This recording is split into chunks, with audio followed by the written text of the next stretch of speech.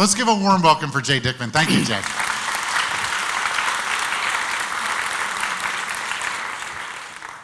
What does this one do? Okay. I want to thank David Brommer, B&H, Lindblad, National Geographic for having me here. It's greatly appreciated. And above all, I want to thank you all for giving me your time. That's the most expensive commodity there is out there. Thank you all very much. I am sponsored by a company that is not on their list of sponsors, and I told David I would not mention Olympus Camera Company, so I won't mention Olympus, okay? So anyway, I've been in this business for over 40 years. I worked with newspapers for years, worked the Geographic since '88. And I do a lot of talks, now I do a lot of work with their expedition side. And I always try to think of a way to start these talks. And what it really comes down to is I love what I get to do. It's a scam, whatever you want to call it. At times I get so tired of the travel. Last year I was out of country more than in country. I do a lot of work with expeditions, with their workshops, with adventures, etc. Last year I was gone over half the year out of country, and at times I don't want to travel anymore. I'm sick of it. I don't want to leave my wife. And I go through this drill every time. And when I'm really bummed out about having to go get another aircraft, I pick the camera up. And it's still this electricity that goes through me that I get to do this. Now, how many of y'all were here for Sarah Cedar Miller's talk this morning? That was amazing. Because she showed a lot of photographs on Central Park. She's a photographer for Central Park. And she showed historical images way back, and then she showed images from when she started photographing there extensively. I believe it was in 1984, when the park was in disrepair, to put it mildly. And what I love so much about her work is it reinforces something I talk about regularly, and that's the power of still photography that she created through that. And it was interesting to me because only 25% of the support for Central Park comes from state or city funding. 75% is from local and corporate sponsorship. So she created this visual conduit to this place. So these sponsors and these people who wanted to support it were exposed to what this is about. I'm going to start this show. This thing runs about 4 minutes, this first part, and I just want to talk about this importance of photography. So you can kind of watch these and listen to as I drone on here. So it's a bunch of pictures. This first 4.5 minutes is from expeditions over the last 1.5 or 2 years. So let's see if this thing runs. Okay, it's working, should be working. So I've been doing this for many years, a whole lot of years. Love what I did get to do and all that kind of stuff. But I read a really interesting piece by a guy named Jonathan Good, who writes for a website. If Jonathan's in here, I hope I don't paraphrase you incorrectly. But he wrote this piece on how many photographs have ever been made. Isn't that an intriguing thought? Anybody remember when photography was invented, essentially? 1826. And what he writes about, which is so fascinating to me, is from 1826 to 1900, 74 years, when photography was starting to become interesting to us and we were documenting our lives, and Kodak came along and we started recording who we were. That today, with the social media group, with the Facebook posts and the Instagram posts and all these, that we take more photographs in about 2 minutes than in that 74-year span. That's staggering. Probably 10%, I read a statistic just this morning, probably 10% of all images ever made were made in the last 10 years. So we are a visual generation. We are the most sophisticated generation ever to come along in terms of visuals. We're bombarded on this daily basis with advertisements, with high quality imagery, with National Geographic, with websites with good imagery on it, with movies that have this splendid, carefully, precisely constructed imagery. But what astounds me is that 99.9% of what we post on social media sites are snapshots. What's a snapshot? It's an image that speaks to a very small audience, primarily just those people in the snapshot, versus a photograph. What's a photograph? It's an image that speaks to many people on many levels in multiple languages. I read a thing that photography is the new international language. Well, it's been that for a long time now. But we are visual creatures. If I mention 9/11, your first birthday, the Iraq War, your first pet, your first wedding, for some of us, your second wedding. If I could keep going on, the Vietnam War, London, Grand Canyon, all these things, whether you called upon it or not, it was a still image that came to mind. Because that's how we think, that's how we process. We think in terms of still images. We don't think in the linear event of a movie. Try to start a movie sometime. Run 2 minutes of your favorite movie in your head. You ain't gonna do it. Try 30 seconds. That's gonna be a struggle. Maybe 5 or 10 seconds you can maybe pull off. You can, I always think of Big Lebowski, that's one of my favorite movies, and it's about 5 or 10 seconds. But you think of some of those amazing photographs from 9/11, from your first birthday. Some of these aren't really photographs, those were snapshots, but those are the images on which we draw on our memory and in processing images and in thinking. So he wrote this piece on how many photographs have ever been made. And through kind of, I don't know if it's necessarily empirical evidence, but he came up that it was about 3.5 trillion images. That's a lot of pictures. That's a lot of images. But it is so fascinating to me that here we are as this, that's not supposed to go yet, as this visual creature. But I've been in newspapers. That was me many years ago. That's me on the right, if you're wondering, with a good friend. And I look back on, I'm a geographic photographer, and it's always interested me as to where do these people, what's their foundation? And most geographic photographers actually come from a newspaper background. Why is that? Because you're used to dealing with visual narrative on a daily basis.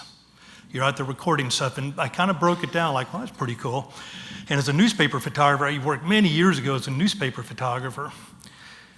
I kind of broke it down to, well, there's 3 components of that type of work. It's feature photography, sports, and spot news. And that kind of entails your entire world. So I thought, well, let me go in to look at some of this stuff. So feature photography, that was a thing of going out on the streets. And let me say something first. I'm going to show a bunch of different work from war in El Salvador to wildlife to sports. And I'm not a wildlife photographer. I'm not a sports photographer. I wasn't a war photographer when I covered the war down there. I was a photographer covering the war. I'll photograph sports if it's part of my narrative. I'll photograph wildlife if it's part of the narrative. And that's what I love about what I do is I'm a generalist. And I've always tried to kind of attach the idea, the thinking, that every situation you photograph has its best photograph possible. And if you apply that to whatever you're shooting, it ramps it up. You go in, you're responsible for getting the best picture you can. Well, feature work was finding life on the streets for newspapers. And they love to break up those big gray areas of text with photographs. So feature work.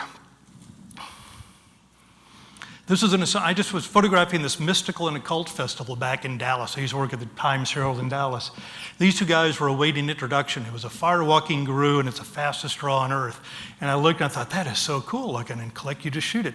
And when you shoot these feature photographs, you're stopping the reader.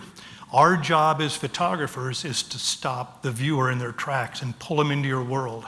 That's when your work is starting to be successful. So that was my cowboy and Indian picture, okay?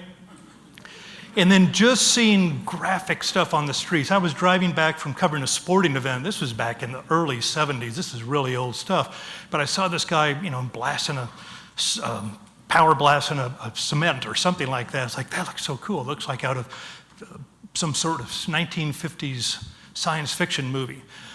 But the whole thing, a friend of mine said, a really good photographer, he said, if you see something that makes you laugh or makes you go, wow, look at that, or makes you respond on some level, you should think about photographing it. And a kid, this is back in the 70s, he's getting ready to go to a KISS concert. I just love this kind of, his mom's getting him ready to go to this heavy-duty concert. And feature photography lets you enter someone's life. It tells you something about the place, who you're visiting. And my assignment, this was back in newspaper days, my assignment was to photograph the entire school body for this Loving County in Texas. So I thought, well, that looks pretty cute, get them on a bus. And you're always trying to do something, and usually you don't set photographs up because they always stink of being set up. So usually it's spontaneous, but this was one where it's kind of like, let's just photograph what's happening there. And a little bubble baby in Dallas Parkland Hospital that had never been exposed to a person because of he was allergic to everything and very sensitive. And I just love these kind of figures, drifting around with these white masks, and he's so focused on what's happening in the frame. Now, one thing you'll notice is I tend to shoot real tight. Usually there's not a lot of room for cropping or anything. And I think cropping is really a dirty word. And I think you'll be a better photographer if you try to approach situations that I'm not going to crop. Because how are you thinking and seeing photographically? We all crop, of course. I do, and especially in sports and wildlife where you have no control. But I think the discipline of not cropping and shooting and crop, sometimes your best zoom lens will be your feet. So move about. Sometimes just going down this far will change a perspective completely. And then finding humor in situations. I was photographing rodeo clown school in Texas, and this guy was on his first day of class, and he's trying to figure out where the bull is. And when you create those images that resonate on some level, you pull them into your world. If somebody's going through a geographic and they get to a story I've shot, I want them to stop. And I want them to I think part of our job is to let those viewers know what this place looks like, tastes like, smells like, feels like. That's when you've been successful. Just another humorous moment of livestock show parade. Just a simple little picture, but these were feature photographs. This is, again, just kind of daily life. Old pictures, black and white. I love shows and Tri-X days and all. Those of you that missed the film days, man, it was wonderful, but I am a complete digital convert. I think digital allows you to make the image look like it did in your mind's eye when you press the shutter. I was going to put some photographs in here of classic old black and whites, Ansel Adams and Cartier-Bresson and a few others, and the instruction prints that they had for their darkroom people. These people would have loved digital. If you look at Ansel Adams' Moonrise over Hernandez, if you look at a contact print of that thing, and then you look at what he came out with, it's not in the same universe, but digital is just a massively powerful tool. So now if you ask me questions at the end of this, and if I go, what?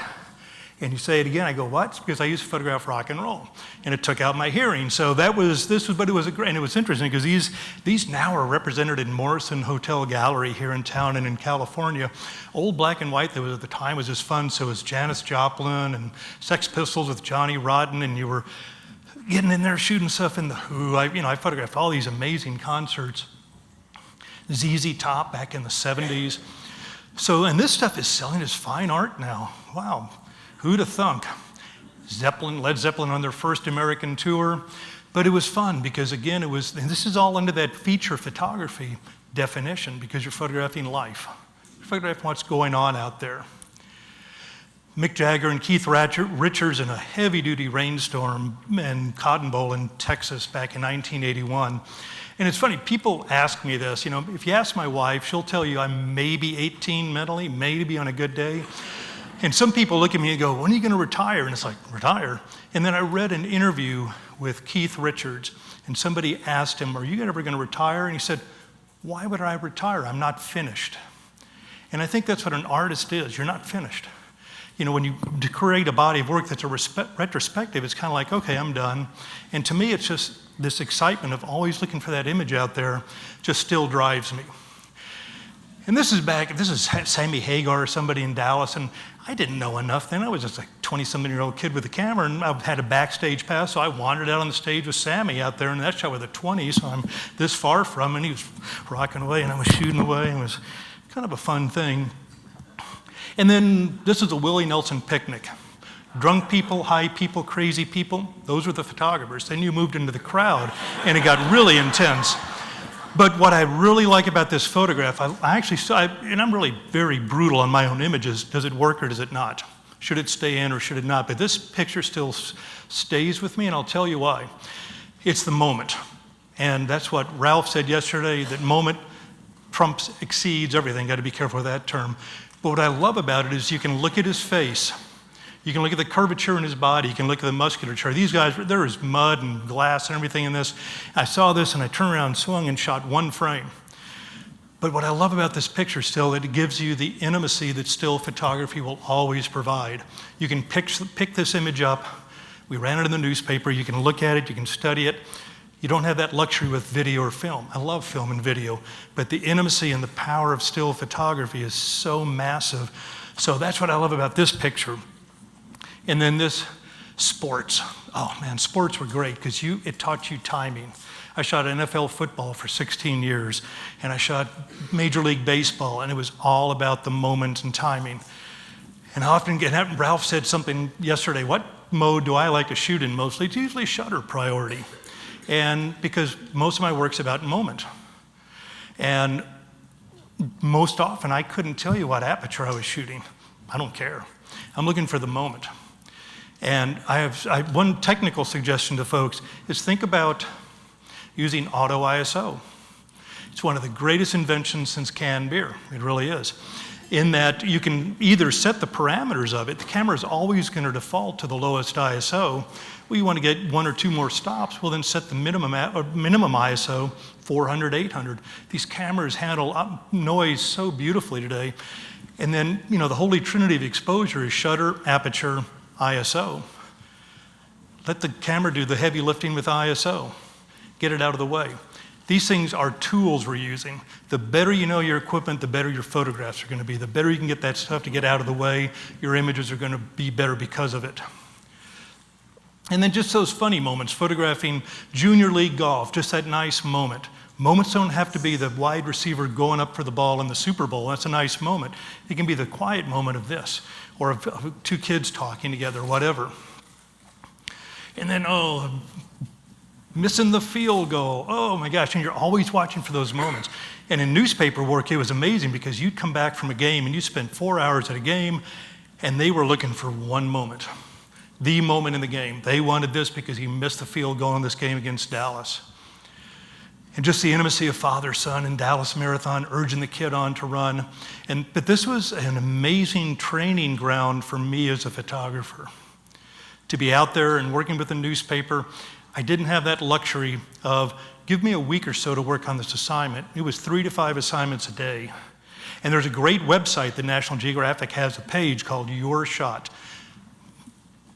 Write it down, go check it out. And what's so great about Your Shot is they give you an assignment every month. And you can submit images to it. And then they run them. They're on their page, and people vote. And then I curated the first one they did out of house, and I went through 24,300 images, whittled that down to 40, and then we took a layout and they built the layout and they ran it as a page, and then they picked some of those for the Daily Dozen. So it's a great reason for you to go photograph all the time. Nice moment at the Texas OU game. It was always about that moment you were looking, and luckily that guy comes running in the background. Roger Staubach breaking a couple of ribs. These are old photographs against the Washington Redskins, but it was that moment when he's not laughing in happiness, he's screaming in agony right there. But moment was just, it taught you that preciseness, that every situation has a moment. Like I said, it can be big and loud, it can be real quiet. I love this intimate thing of this TCU football player he'd kneel down to pray after, and I love the ball kind of rolling off his fingertips. And the more you shoot, the easier this will become. Wayne Gretzky, the ice hockey player, had a great quote. He said, you're gonna miss 100% of the shots you don't take. Think about that, isn't that good? So sports was just phenomenal for all this thing, and you had it contained. Do you remember her from the '84 Olympics, Gabrielle Anderson-Schiess, who was dehydrated and coming in? This became kind of an iconic picture from those Olympics, using that 600 millimeter lens to reach out, let the background fall out of focus. And same thing, a Jamaican high jump team member. And you can look at her face, you can look at the musculature in her body, the curvature. And again, I won't even keep harping on it, but that's that intimacy of still photography. Then spot news, photographing something that's completely out of control. Photographing a butane tank explosion. I mean, I'm young, I'm stupid, I'm older and stupid now, but I was like 10 yards behind these guys, and there's that big steel plug in that thing that's gonna come out if it explodes, which it did about 15 minutes after I left. But spot news taught you to work in situations in which you have no control. Things were totally out of control, and you started to see kind of the lyrical, the beauty in working with shapes and designs and backlight and all these type of things, often while watching your tail very closely. Because sometimes the situations in which you were working were very dangerous. This lady was in a mobile home back in Texas, got hit by a tornado, and I was walking around shooting, and I saw her sitting there and just put her head down like that. I was like, oh my gosh, this tells the whole story. What we're dealing with is narrative regularly in photography. And this ranch outside of Dallas had a bunch of horses and they weren't feeding them. Horses were starving. ASPCA came in, this young lady worked for him and she's crying over this horse that just died. And I think often as photographers, we're almost like choreographers. You're watching this dance in the camera. You're watching for moments come together. I love this horse walking by in the background. Really important bit of background information for this photograph. So what I always suggest to people in workshops is your viewfinder is your canvas. That you're responsible for every square centimeter of that, and that's what I keep saying. Sometimes a slightly moving over can change the entire perspective. And in Dallas, just, a flood, this guy tried to get out of his car, and I thought, oh, that's just funny. You bring humor to sometimes these tough situations, but you're creating a style of your own. You're making a statement with your photography. Photography, we editorialize so often with it. I was talking to somebody about, is a photograph truth or not? Or, when you get into an incredibly tough situation at a policeman's funeral, when do you pick that camera up? When do you have that right to press that shutter? And photojournalists constantly deal with this. When do you have that right to press a shutter? But you think of Eddie Adams' photograph of the Viet Cong suspect getting shot in the head. And I always love this when I mention people go, yeah, it's that instant recall. Or Nick Hutt's photograph of the Viet Cong little girl, Vietnamese girl running that had been napalmed. We all know those images. And those two images were attributed to helping to bring that war to an earlier close. Photography is powerful stuff, man.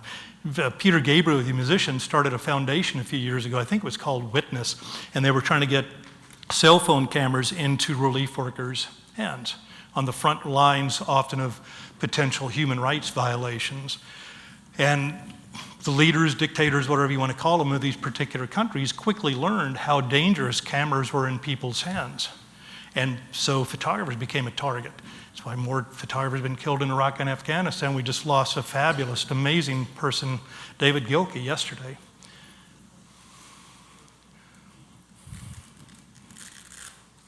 Or one of the last casualties in the Vietnam War, and his family saying goodbye at the gravesite. And again, you're trying to do something to honor this person too. And just that quiet little moment and the little flap of the jacket coming up and the little girl leaning in with the flag.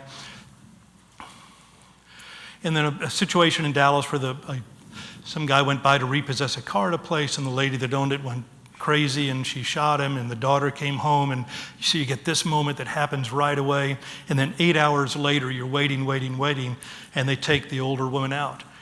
And it's always working with light. Everybody else was shooting direct flash on this, and I thought, I'm just going to see how it looks with available light. And it was like, oh, I just love that kind of moment on that thing. And then I worked in El Salvador. I won a Pulitzer Prize in 1983 from this body of work. It was a 13-picture series I entered. It had to do with death squads, election day shootout, and refugee camps in Honduras. And we discovered this, the writer I was working with, we found this place, became known as El Playón. There's movies made about it and everything else. And it was where death squads had been executing people and dumping victims.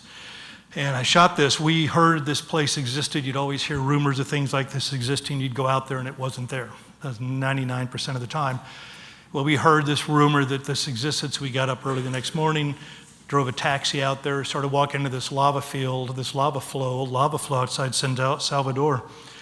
And looked down and there's a skull laying there. I was like, oh my God. And then looked over and there's a body, and decomposing body. And we found, I think it was 53 bodies in varying degrees of decomposition.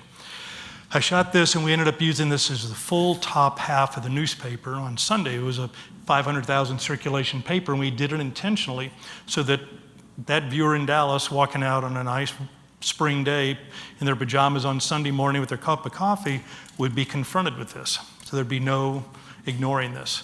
Again, photography has a powerful voice and message. So this was an execution victim.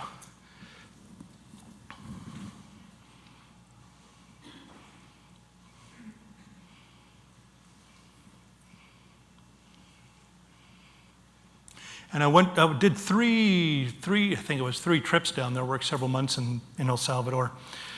and was down there for the elections in '82 and woke up in my little hotel right in the barrio of close to the barrio of San Salvador, close to the election headquarters, on election morning to the sound of a helicopter gunship shooting into our neighborhood. So I jumped up and ran out there, and there were a couple of other photographers and a TV film crew and a group of guerrillas that tried to sneak into San Salvador and create a disruption of the elections to scare people away so the word would get out. And they were discovered, and the military called in a patrol, multiple patrols, and it was horrific. One thing, the camera, you've got to be careful of. It removes you from reality sometimes because you drop that dimension of depth.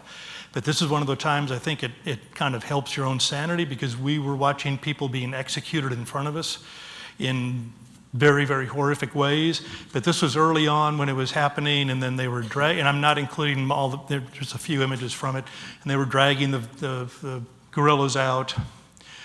And in the middle of this whole firefight, there was a little metal corrugated shack set up full of bullet holes. And these soldiers are still in the red zone mentally. They were wired, and they were looking for somebody else to kill, essentially. And they kicked the doors open, and there's this young couple laying there terrified, and they dragged them out, and they put guns to their heads, and we're cameras in their faces. My Spanish was pretty good. It was like, you can't do this, you can't do this. And we had guns in our faces, and finally they backed off, and they were picking this woman up as she was fainting.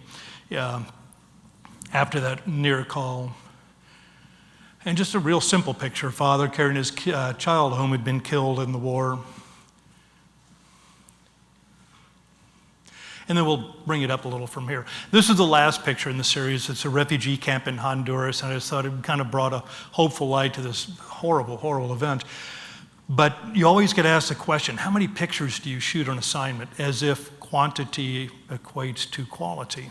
And my response has always been, even on a geographic assignment or for shooting for a newspaper or whatever, it doesn't matter.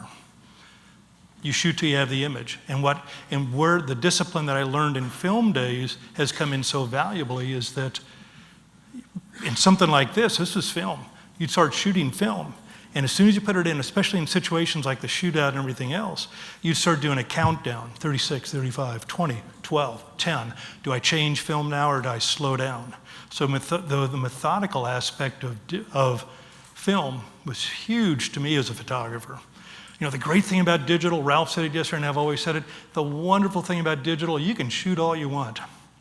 The horrible thing about digital, you can shoot all you want. So really forcing yourself to slow down sometimes isn't a bad idea. So one thing I wanted to launch into here is this idea of visual narrative. If I'm shooting a story for National Geographic, if I'm shooting my own images on one of the geographic expeditions, if you're photographing your life and you're photographing 2 or more images, you step into that world of visual narrative. You're telling a story.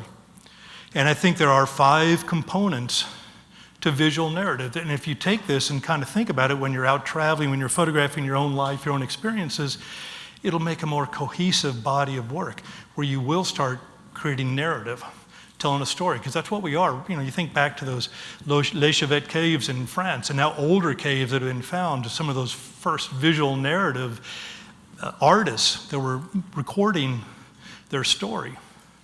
We're visual narrative artists. So the first thing you do when you photograph, understanding those elements of narrative, is you have to create a sense of place. This is critical for you as a photographer. And you've got to always keep it in context as to where you are. So you're in the Taj Mahal. You have to create that picture of the Taj Mahal that resonates with people.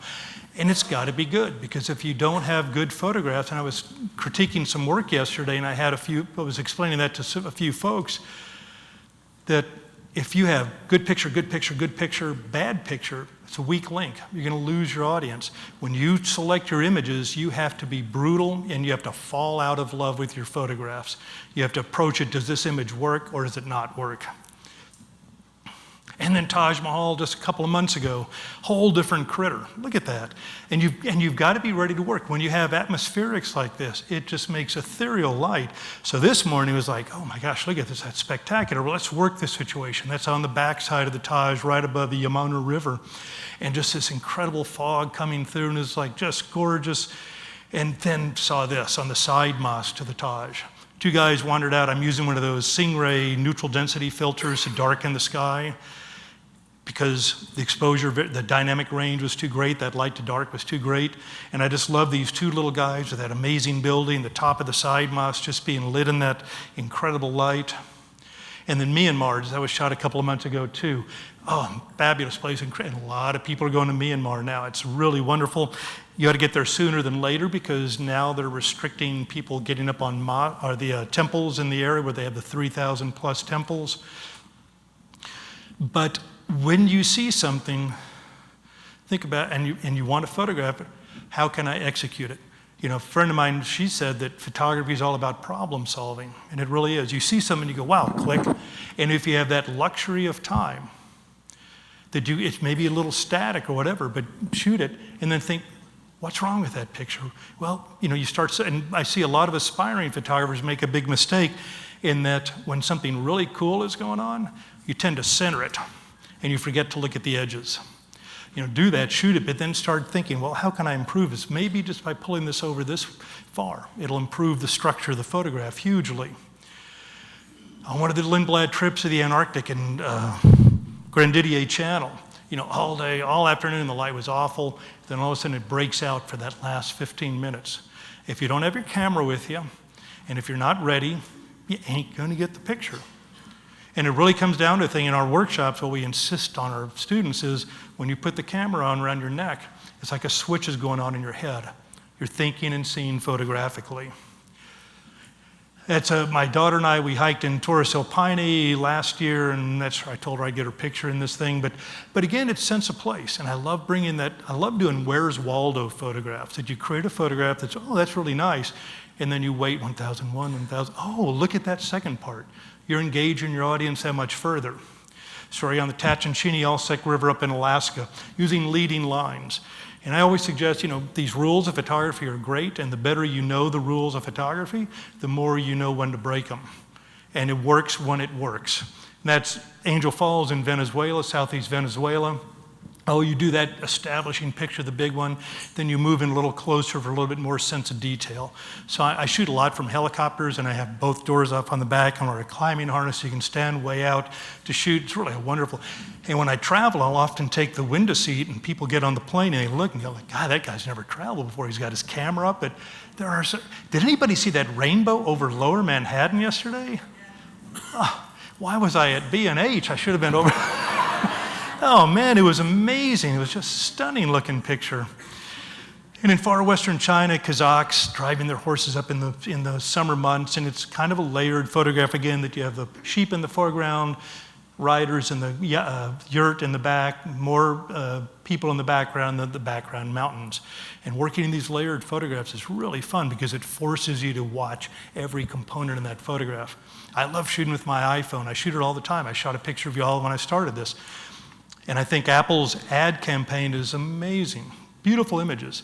But I think there's a certain distance in those photographs. You don't have that intimacy of moment, when sometimes a moment is me talking to you and I flip my hand up like that, and that's a moment. When you're holding that screen out here, with all this visual chaos going on around you, it's hard to see those subtleties of moment. When you've got that viewfinder to your eye, that's your world. Then photograph, we do a workshop in the mid-Pyrenees of France in this beautiful, perfectly planted forest. I went over there, and I've got some of the exposure information on this. This was a long exposure. But the point here is, think about working situations. You know, and if you listen to a lot of what I'm suggesting to you, you won't necessarily be a lot of fun to travel with anymore. Because I tell my wife, who's a photographer all the time, like, look, if we just sit here for 4 more hours, the light probably is going to get good. And she has her regular responses we won't go into. But I didn't know you could do that with a camera. But here I'm photographing this, and then you come back the next morning, and it's a whole different look. And if you're not there, you're not going to get it. So you've got to go, and you've got to test these things out. So you get this ethereal light, then you work the situation a little bit, and you get closer. Just work the situation. You spend a lot of money to get to these places on trips. You get this stuff in your own backyard, this stuff at Central Park. Oh my gosh, what Sarah was showing this morning. What an amazing place up on that northern end. Namibia, Africa, I just did a workshop there about 2 weeks ago, came out of 2 weeks on the place. Namibia is amazing. This was shot with a polarizing filter to darken the sky. I usually don't like using them because they tend to go overboard, but a shameless hustle for my sponsor, Stingray, they make this one light balancing warming polarizer that is awesome. Just really, and it just gives just a wonderful look to the images. This is in Easter Island in March, and that's with my iPhone. Best camera to have is the one that's with you when you need it. But I usually carry my real cameras, and the ones I use are really light, so they're with me all the time. And with a real camera, and that's on Easter Island looking out, and we're all, and somebody said that, I forgot who, maybe it was Michael or somebody said that when you see a great sunrise or sunset, I always tell people, shoot it and get it out of your system. Generally, sunrises and sunsets, unless there's something proprietary to place, usually pretty boring. Was that Kansas? It was like, well, I don't know. But turn around and see what the light is doing behind you, because that can often be that just stellar light that people wait for hours. But most of these images have a subject to them. This is a shoot from my first story for Geographic. It's in Papua New Guinea. It's a 45-second exposure. I waited till almost pitch black sky, and as the sky walked through, I took the exposure on the sky, I took the exposure of what his lantern was on the huts on the side, and it was a balanced picture. And what we started working with here are complementary colors. If any of you took Art 101, remember that on those color wheels? You had those colors that were opposite each other. And when you put those in a photograph, when you bring those complementary colors into a photograph, we make images that resonate with us. Like, oh, I like that. So you create that warm and cold. It attracts us. Anybody recognize this place? Davis-Monthan Air Force Base in Arizona. And this is for Life magazine, and they wanted one big eye candy photograph. And I was on the ground. It was a boneyard for old military aircraft. I thought this would look so cool from the helicopter. So I called, and they said, yeah, we've got some budget. So I got a helicopter. This is a shot with a 14. And this is full frame. There's no cropping on this. And if I'd raised it 1 degree more, you would have seen a road in the back. Would have killed it. If I'd come over this way, you start seeing trucks in here. You're responsible for every square centimeter of that viewfinder. And so to me, it looks like a field of toys. These things are 168 or 186 foot wingspans. A friend of mine in the Galapagos. I looked down, saw it was Mike Greenfelder. Some of you guys probably know him from the Lindblad trips. I'm like, that looks so cool. And again, you're just resonating with what you're seeing out there. This was shot in March in Wadi Rum in Jordan, thank you. I've done a bunch of their around the world by private jet trips. I know it's a tough business. Somebody's got to step forward and take it for the team. And I just threw this in. I threw in a little while ago. This is the thing I shot on the Yukon River. This is a copy from film. It's a pretty bad copy, but it's one of those pictures I shot. It's like, oh, this is an important picture for the story. It's the birth of the Yukon. It's where the Yukon first comes out of Llewellyn Glacier into Atlin Lake in British Columbia. It's like, oh, I love the texture. I love that. Geographic Adventure was being published at that point, and they called me and they said, oh, we love your photograph. We want to use it as a cover. And boy, I'm bad. I'm nationwide. And I was thinking, oh, great. It's going to be a cover. Everyone's going to be able to luxuriate in the subtle tones of this photograph. Look at these soft greens. This is going to be a perfect platform under which present this picture for everyone to share how beautiful it is. You can almost see it back there. I told people, send me a letter and I'll show you what it really looks like. So what's the next thing we do? So we introduce sense of place. Critical to do that. And you've got to keep from that context of, I have to create an image that's going to tell these people, is going to pull them in, make them wonder about it. Oh, I just had to skip one. This is from South Georgia. Balkan Islands on the South Georgia Lindblad trip. It's a bunch of penguins coming out. One of the rules of photography is don't put your horizon lines dead center. I think it works here because it divides it into two equal images. The sky has reason to exist because of that incredible bank of clouds. I was backing up with these little penguins there coming out. They're disgustingly cute. That's what my son describes them. But I was trying to keep enough breathing room under the foreground where they're walking and little separation from this last guy over here that's running to catch up with the rest of his buddies. So you are really always working when you're photographing things like this. So what's the next one we do? So we introduce sense of place. You introduce your cast of characters. Now, for some of you brighter folks out there, you're thinking, this sounds like what a writer does. We're visual narrative people. We just happen to write with light. So I'm introducing the cast of characters. People love seeing people. I love photographing people. It's a whole separate, it's about a 2-year-long workshop on that one. Taj Mahal, saw this beautiful lady, asked her if and often if you don't speak the language, sign language goes a long, long way. Photographing Himba in Namibia. Beautiful woman. I had a reflector back here bringing light in, but it's working the situation again because we photographed, she was wonderful, sat there for a long time. She got up to leave and I followed her out. And it made like, oh my gosh, there's my picture. And a friend of mine, she makes another great point. Part of photography, part of the struggle with photography, it's maintaining inertia. Sometimes you think you're done with a shoot, you put stuff up, you're done, it's cold outside, you've got a beer waiting for you, everything is good, and then all of a sudden something appears, it's like, oh my God, here we go. But sometimes that's when the photograph can really work. This is in Myanmar. I just love this lady smoking her, I think it was a cigar. It smelled, I'm from Colorado, so it smelled very familiar. And again, that situation of working this scene. This is up in Sapa, a village along the Vietnamese-Chinese border. Use it as a photograph in a book project. I love putting subjects off to the side, and I think her looking out of the side of the frame pulls your vision across. But it's, again, a very carefully constructed photograph, and I'm being careful with the pure white area of the clouds, which tends to blow out by kind of putting, and I'm not setting this up, I'm just moving around constantly when the dad digs the stuff up. Inle Lake in Myanmar, just, oh my gosh, it's just so cool to get to photograph. Do you ever think you're at the wrong party? This is from a geographic trip to South Georgia. Oh my gosh, this is just visual overload. It's just disgusting. But again, this is full frame. I use a micro 4/3, so everything is at 4:3 ratio. And I'm real careful not to bring the camera up that much more because there's mud. It's gonna break the image down.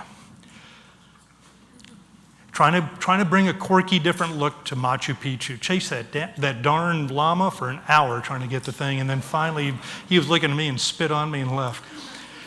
This is Western Africa. I think it was Benin or Tonga. These were some ladies who were part of a voodoo tribe, and I thought this woman's eyes were amazing. So I sat there for 20 minutes just waiting. Give this time to develop. And then finally she looked this way, and the faces in the background just kind of finished off the frame. Far Western China again, saw this guy, it was a beautiful afternoon, shot a frame, he looked up at me, I shot this frame, he waved at me, I waved at him, it was over. It's 2 frames. It's just a silly thing of a giraffe in the Tanzania. But you use that long lens, you reach out, and you try to create something with a bit of the moment. What's the moment? The animal's mouth being open. Introducing your cast of characters, obviously doesn't have to be human. This is up in the Arctic on one of the geographic Lindblad trips. Far Western China again. These 2 kids were most concerned that I was going to tell their mom they smoked. Told them they wouldn't hear about it. Started the Ironman triathlon in Hawaii. I love this kind of layered thing with all this frenzied activity going on. And again, I love to put the viewer into the frame so they feel like they're there.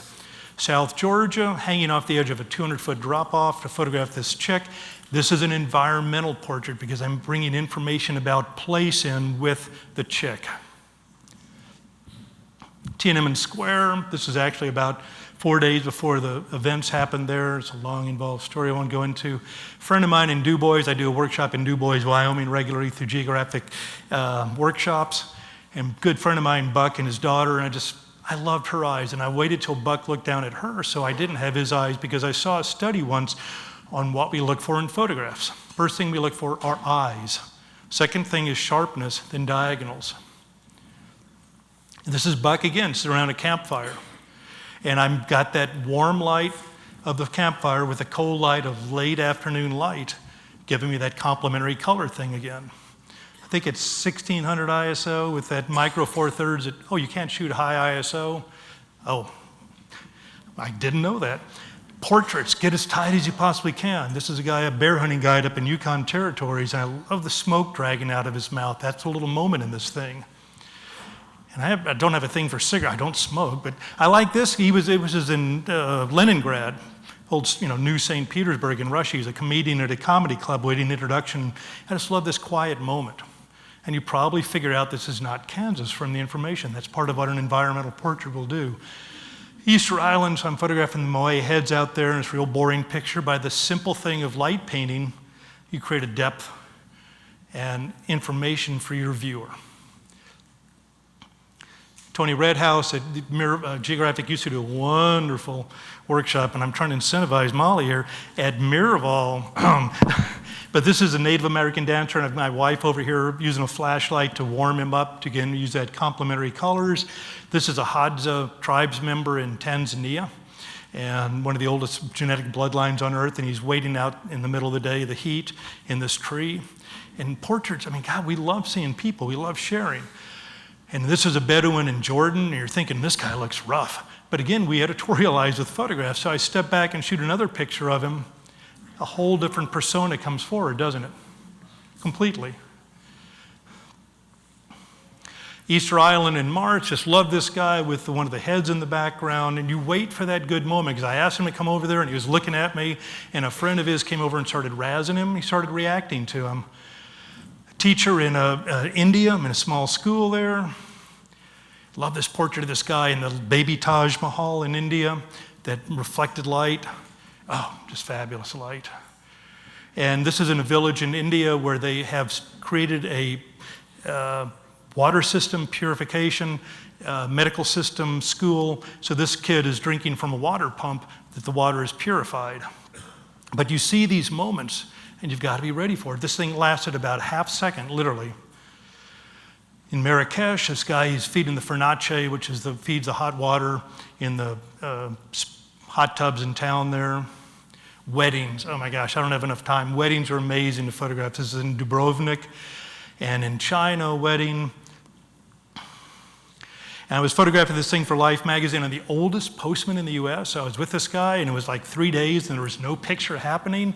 So we get to the end of the last day, I'm up there with him, and he said, well, my last mailbox is about 2 miles down the road. And I said, I'll meet you down there. So I went down there. I thought, this looked cool to put a flash in the mailbox. I won't tell him. I got one frame off, he fell over. But no, the exposure is the background. The exposure is the background. All I'm doing is adding light very selectively where I want the viewer to gravitate towards. And work in a situation, this is in Morocco. I try never to pay for photographs. This is a street beggar. I sat down and talked to him for a while, gave him some, I said, do you mind if I spend time? He said, no, that's fine. So just kind of work in a situation here. And you're waiting for these pictures to present themselves. And you're not going to get them if your camera's not ready and you're not there. So it's just, and I like the asymmetry. We like asymmetry in things. We don't like things in pairs or twos necessarily. And then Egypt, this guy, again, asymmetry in this imagery, okay? These are all portraits. What's the next one? We're running down here. I'm going to speed this up. Detail, huge thing in photography. This is a horse in Arizona. And I saw this beautiful light on the muzzle, and then I saw this fly buzzing around. I'm thinking, if I've led a good life, if I've gone to church every now and then, maybe it'll land somewhere cool. And sure enough, lands right there on the nose, that Where's Waldo photograph. Bunch of dead termites in a mud puddle in Namibia. Detail lets your eyes luxuriate on this close stuff. Landscape is made up of all this minutia of detail. All you're doing is taking the viewer by the eyeballs and saying, look at this, look at this, look at these people. Elephant's Eye in Cambodia. Guess what kind of bird that is? That's from Galapagos. That's a tough one, I know. Ice in Alaska. And that Lindblad trip up there is outrageous. And Galapagos, again, a sea turtle, trying to bring a different look to a sea turtle in a little tidal pond right there. Sat there for about 20 minutes waiting for the thing to come together. King penguin coming out of the ocean in Gold Harbor in South Georgia. But that detail, again, forces your eye into discovering something that your viewer may not have thought of. You're just taking them, you're describing it. You're taking them in, the same thing a writer does. This is Sea of Cortez, where the baby gray whales come up. 3 frames on that. What's the next one? Oh, this is the cool part. Moments. This brings the power into it. So this is a story on the Yukon River, film days, and you can't Photoshop images. You can't manipulate, you cannot add or detract. But this is a Yupik getting ready to harpoon a seal in the middle mouth of the Yukon. We use it as a big opener. And then Ukraine, horse riding drill they do. And I love this picture in Easter Island. A friend of mine taking a picture of the tattoos on the guy. It looks like a tail on this guy and everything. But moments happen. You've just got to be ready. You know, they call them moments for a reason. Easter Island, this young Japanese couple were there taking engagement photos, so I just kind of fell in the background. He'd set it up on a tripod and run in. I thought, oh, it just makes a cool picture, makes a nice little moment. Hazardous Materials Training Center in Colorado. Oh, this is the coolest thing. What hearing I didn't lose in my rock and roll days went this night. It's a Corafak in Barcelona, where they carry military-level fireworks and shoot them at each other. It's awesome. What? Can't hear you. Story on bat radar tracking. Bracken Cave in Texas. 20 million bats emerge every evening to go feed. Use this as a big opening photograph. It's moment, it's place, too. So you kind of start combining things. Traditional drill and traditional horse riding contest in far western China with the Kazakhs, where that was a live sheep shortly before that. Thing on a nuclear attack sub that a scientific program was using in the Arctic. And the internet gives you all this incredible information. This is up in Alaska. I knew that from studying that eagles, when they're on top, you know, they've got to really pump those wings up. So it's like you're ready and you're shooting with an 800 and everything kind of comes together in that one little moment. You know, and then sometimes just the photo gods have got to be with you. So I'm in the Antarctic photographing this lovely bergy bit, and all of a sudden, this penguin comes exploding out of the water, gets up there, almost gains purchase, falls on his stomach and falls back in the water. You got to be ready for these things. Cassiers in Barcelona, they build these human towers and they send this 10-year-old kid to the top. Ooh. And then that quiet moment of two little friends in a church in Sicily or Sardinia looking at each other. Moment carries a lot of power. Back to the Antarctic. Quiet moment of a church in Italy. And I'll be glad to talk to you about doors and windows. There's a whole kind of theory when you're shooting with that, but I love the quiet moment in this photograph. Shot in the South Pacific a few months ago. Just love this thing. It was one of those underwater housings I'm using to get this kid jumping in the water with a splash where she jumped in. Diving in Rortanga in South Pacific with this barracuda formation, like a tornado almost. And a banded sea crate, highly toxic. I'm swimming with them, and they're supposedly non-aggressive, and I kept telling myself that. They're non-aggressive, but trying to get that moment of that power of when it makes a dive. And in Namibia, cheetah running by, shot at a 60th of a second intentionally to get the pan, to get the power of the moment. 400 millimeter lens, these things, they porpoise. Macaroni penguin coming straight at you. Boy, your autofocus has got to work well on that stuff. And this is a leopard seal disengaging a penguin chick from its head. But moments can be those really in-your-face things, and they're I really love this photograph. This is up in the Canadian archipelago on a Northwest Passage trip Geographic Lindblad offered. And you have to wait. And I had usually put this whole series in there of getting to this moment, and out of the instruction manual on how penguins should enter the water. They all read this. They know the first guy's got to go that way. So what's the last one? Last one is closing your story. All those other elements, those other components can be in whatever order you want. You can open with a portrait, but this one's kind of be at the end. You're closing your story. So it generally is a simple picture, kind of wraps up your narrative. That's a bunch of cowboy artists in Wyoming. This is Iceland. Actually, it's not a cloud bank. I'm standing on top of one of the largest glaciers in Europe. It's no longer there because it got blown up with a volcano. This is Du Bois, Wyoming, using that complementary colors. But it affected the closing story photograph. Let your reader, your viewer, go out of the image. They're done. This is in Turks and Caicos, and photographing this, and saw this beautiful young lady, and it's like, oh, I'm a National Geographic photographer. Well, let me introduce you to boyfriend. So anyway, so I sent the boyfriend to the beach, and I'm photographing her, but we use this as a closer on this story. I love this one of this marine iguana. It looks like a dinosaur almost. Punxsutawney film, we're the only civilization that bases our weather prognostication on a rodent. So this was the last picture in the story on weather forecasting. Smith Island, just this nice, quiet picture that kind of closes it out. Africa, watching the, but these are important pictures. So when you start looking at geographics where these stories work, start breaking it down. Why is this picture working well here? Why is this, this is a closing picture too. This is just shot in Wadi Rum back in March of this guy waving at a bunch of tourists going by in their vehicles. And the last photograph in the series, Taj Mahal. Has a nice little moment. It's an okay picture. It has a nice little moment of the water ripples and all that. You can't get to this spot anymore. It's a military thing. But I've used this as a closer on story on this.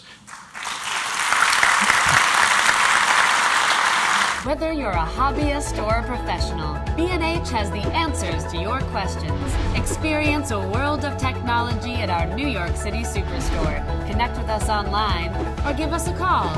Our staff of experts is happy to help.